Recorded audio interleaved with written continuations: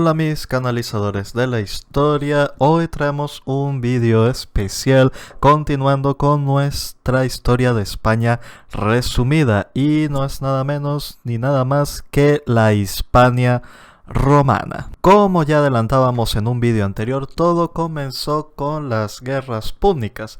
Antes de esto, la península ibérica estaba poblada principalmente por los iberos, en la península ibérica, los iberos, los celtas y también por los cartagineses, un grupo muy importante porque son los que llevaron a cabo las guerras púnicas contra los romanos. De hecho, tenían ocupado el sur de la península, contando Baleares, llegando a entrar en conflicto con el área de influencia romana, que podemos ver aquí en este mapa. Y todo empezó en la ciudad de Sagunto. Sagunto básicamente empezó a hacer de las suyas en cuanto a política exterior y terminó pues despertando el avispero de dos superpotencias de la época que simplemente querían entrar en guerra.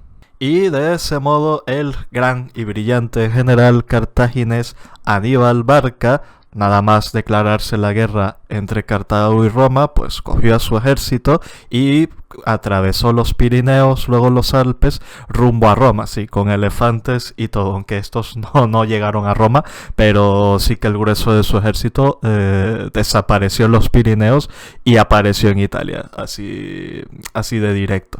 Pero luego los romanos contraatacaron y enviaron al también brillante Escipión el africano, el cual pues derrotó a los cartagineses, a los generales de Aníbal en Hispania y comenzó pues digamos la hegemonía romana en la península. Y sí, hablamos de hegemonía porque la conquista total de Roma en la península pues tardó, como vemos en este mapa, prácticamente 2 siglos. Fue una conquista paulatina, escalonada, en la que participaron muchos generales, consistió en muchas campañas y que por supuesto los romanos en su historiografía dividieron en diferentes guerras. Por ejemplo, las guerras lusitanas, que fueron entre el 154 y el 137 a.C., o las guerras celtíberas entre el 154 también y el 133, llevadas a cabo en dos diferentes zonas de la península. La primera en la Lusitania, actual Portugal, y la segunda, las celtíberas, en lo que es el centro de la península. De hecho, estas guerras, las celtíberas me refiero, terminaron con un descendiente de Escipión el africano, esta vez Escipión Emiliano, destruyendo la famosa ciudad de Numancia, la cual resistió hasta, que no les quedó ya nada más que tirarla a los romanos y estos pues los terminaron reventando. Y a su vez en las guerras lusitanas es famoso el personaje de Viriato, que fue un gran líder local que le dio bastante caña a los romanos en el campo de batalla, tanto así que estos tuvieron que sobornar a los lugartenientes de Viriato, pero el general romano que lo hizo luego no les pagó, aduciendo a la frase de que Roma no paga traidores, y en lugar de ello, pues los mismos romanos que los habían contratado, ¡pum!, los terminaron masacrando. Un poco mala suerte. Y tras muchos siglos de conflictos interrumpidos y escalonados, finalmente fue posible la Pax Romana en Hispania, que se alcanzó precisamente en la época de Augusto, cuando ya la provincia o la región de Hispania, mejor dicho, fue pacificada, romanizada, y al menos en su división clásica pues sí que hubieron muchos cambios administrativos, pero principalmente estuvo dividida en las provincias de Tarraconensis, de la Lusitania y de la Bética.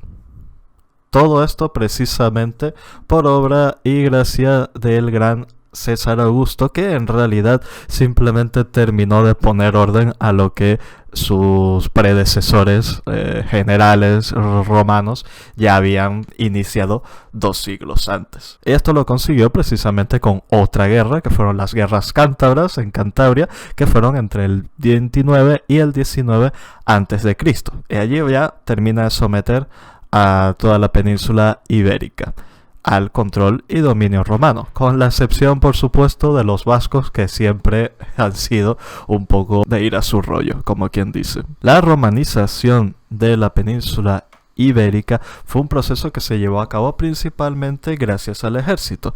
Los romanos, especialmente a partir de la época de Augusto, empezaron a otorgar tierras a los veteranos, es decir, aquellos que servían en el ejército. Después de un tiempo, pues en lugar de darles una pensión, que también, pues les daban tierras con las cuales pues podían convertirse en pequeños terratenientes y pues llevar a cabo una buena vida. Con esto conseguían una cosa muy importante, que era mantener población militarmente capacitada en un territorio recién conquistado, y con esto básicamente consigues que en caso de rebelión, de guerra, invasión o lo que sea, pues estas personas pueden volver a las armas perfectamente y defender lo conquistado. Pero también consiguieron colonizar este territorio en la medida de que estas personas entraron en contacto y transmitieron la cultura y valores romanos, como por ejemplo el teatro, las obras públicas de canalización de agua, y también aportaron algo muy importante, que fue el idioma en el caso de la administración. Y de hecho todas las lenguas que se hablan en los países, Portugal y España, que son los países de la península ibérica, actualmente pues provienen del latín, con la excepción del vasco, que como ya dijimos pues es otro cantar. Y de este modo los hispanos, dentro del esquema de la civilización y cultura romana, terminaron siendo incluso más romanos que la propia Roma. Y es que la toma de contacto entre los colonizadores romanos y las poblaciones locales, especialmente en lo que respecta a las élites, fue bastante amplia. Y así estas élites más pronto que tarde terminaron emparentando con los propios romanos. Asimismo, también influyó la creación de nuevas ciudades y colonias, muchas de las cuales, de hecho, recibieron la ciudadanía romana, es decir, en igualdad de condiciones prácticamente que la mismísima ciudad de Roma, lo cual fue posible principalmente con los edictos del emperador Vespasiano, concretamente el edicto de Latinidad del 74 después de Cristo, en el cual pues otorgó, mejor dicho, a muchas ciudades la ciudadanía romana. Y por supuesto no olvidar también el edicto de ciudadanía de Caracalla en el 212 después de Cristo, en el que dio la ciudadanía directamente a toda la población del Imperio Romano, incluida la Hispania. Y por si esto fuera poco, como quien dice, mientras algunas provincias exportaban trigo, exportaban diversos artículos, pues Hispania, entre otras cosas, también exportaba emperadores. Va a ser el caso más famoso del emperador Trajano, que fue quien llevó al Imperio Romano a su máxima expansión. Fue el primer emperador venido de Hispania o de una provincia fuera de Italia que gobernó sobre Roma, y lo hizo muy bien. Entre el 98 y el 107, el emperador Adriano, su sucesor directo, también provenía de Hispania y gobernó inmediatamente después. Entre el 117 y el 138, Marco Aurelio, que si bien no era nacido en Hispania, pues sí que tenía unas fuertes raíces hispanas a nivel familiar, y su familia pues provenía de la península ibérica. Este gobernó entre el 161 y el 180. Y ya más tardíamente tenemos el caso no menos importante del emperador Teodosio, que fue el último emperador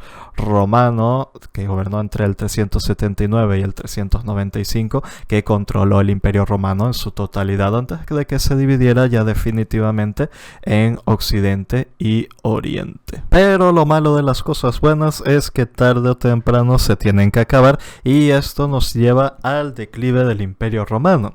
¿Y por qué cayó el Imperio Romano? Pues es algo que nos seguimos preguntando a hoy en día. Entre las principales causas que tenemos sería, a nivel económico, la decadencia del sistema esclavista. En el caso de Roma, ellos se expandían militarmente y hacían esclavos en las nuevas provincias que conquistaban. Luego estos esclavos tenían hijos y también eran esclavos hasta que el ciclo se rompía cuando algún amo los liberaba.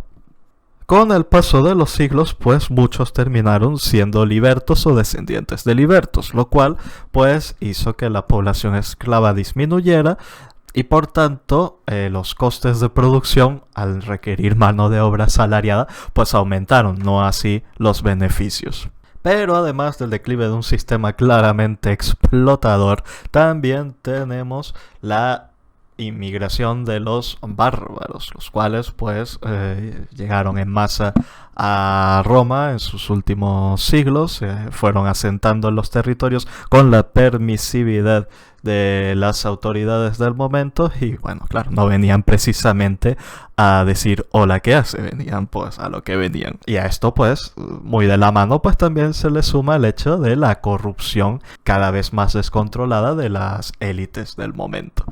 Todo esto causó un fuerte malestar en la economía, devaluaciones de la moneda, escaseces, etcétera, etcétera, etcétera. Lo cual terminó afectando principalmente a los principales sectores productivos que mantenían la economía romana, que en aquella época hablamos principalmente del campo, el cual terminó prácticamente siendo un sistema pseudo-feudal, que luego, pues, después de la caída de Roma, terminaría desarrollándose a lo que entendemos como feudalismo, pero eso ya es spoiler. El caso es que Roma terminó siendo devorada por todas esas olas de migraciones bárbaras a los cuales le abrieron las puertas y que una vez llegaron se hicieron con el control ya desde dentro de la casa, pues no pudieron ser expulsados y ni siquiera con la operación de reconquista de Justiniano, que gobernó entre el 546 y el 624, que como vemos en este mapa incluso llegó a recuperar parte del sur de la península y también de Baleares, pero nunca la totalidad del Imperio Romano ni de lejos. No obstante, sí que Roma dejó un fuerte legado en la España actual, entre ellos pues el Código Penal. Los romanos fueron pioneros en legislación, de las cuales pues descienden las legislaciones de prácticamente todo el mundo occidental, incluida España. También las obras públicas, en el caso de España son muy famosos los acueductos, los puentes, incluso los teatros, que dejaron los romanos construidos y que a día de hoy todavía perviven. Pero el legado más importante sin duda es el del idioma. De hecho, el castellano o español es la lengua hablada por prácticamente 500 millones de personas, seguido también de cerca, aunque no tanto, por el portugués y en menor medida otras lenguas como el catalán o el gallego. Y esto es todo. No, que todavía nos queda algo más. Así es, un bonus. Y es mi recomendación de material de lectura para el que le interese. Existen 2 trilogías muy buenas de novelas. La primera, la trilogía de Escipión el Africano, y de Aníbal por extensión, aunque Aníbal viene siendo un poco el antagonista, por así decirlo, de esta trilogía de novelas escrita por Santiago Posteguillo y un clásico, en mi opinión, de la novela histórica contemporánea española. Y del mismo autor también tenemos la segunda trilogía que quiero recomendarte, que es la de Trajano, también escrita por Santiago Posteguillo. Dicho esto, nos vemos en el próximo vídeo. No olvides suscribirte, darle like, comentar y por supuesto compartir con tus amigos, familia, compañero, compañera, cualquier persona que quieras, para que la historia, llegue canalizada a cada vez más gente. Hasta luego.